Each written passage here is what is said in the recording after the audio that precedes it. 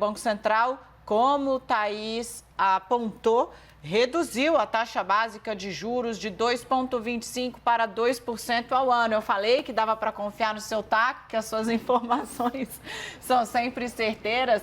Thaís, então abemos novo recorde, né? Temos um novo recorde e pode não parar por aí, viu, Daniela? O Banco Central deixou a porta entreaberta mais uma vez para fazer uma nova redução.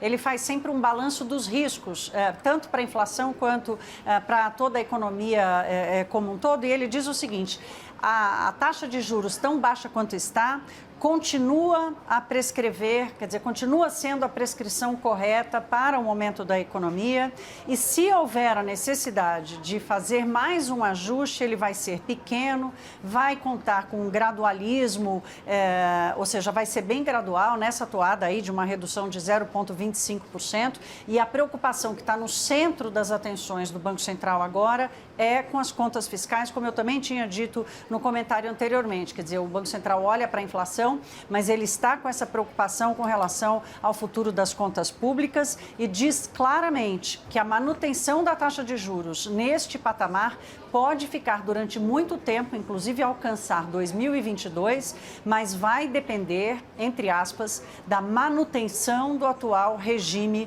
fiscal do Brasil, diga-se teto de gastos e controle das contas públicas. Ou seja, Thaís, o Banco Central deixa a porta aberta para um possível novo corte. Para um novo corte, numa próxima reunião, que acontece daqui a 45 dias. Ele vai fazer toda uma avaliação de novo, tanto da inflação, inclusive ele diz, olha, como a atividade está se recuperando numa velocidade um pouco maior do que a gente imaginava, isso lá na frente pode se reverter em alguma pressão inflacionária, o que não deve acontecer, porque a inflação no Brasil está absolutamente distante da meta de inflação, que é o que preocupa o Banco Central. Mas, de qualquer forma, a preocupação maior dele é a manutenção dos juros nesse patamar, vai depender da manutenção do regime fiscal, do avanço das reformas, ou seja, da responsabilidade tanto do Congresso Nacional quanto do governo, do Poder Executivo, em manter as contas públicas sob controle. Agora, Thaís, tem recado embutido aí, já que tem uma ala do governo defendendo furar teto, mudar a regra do teto, enfim, tem um recado embutido aí, um recado político, inclusive, né?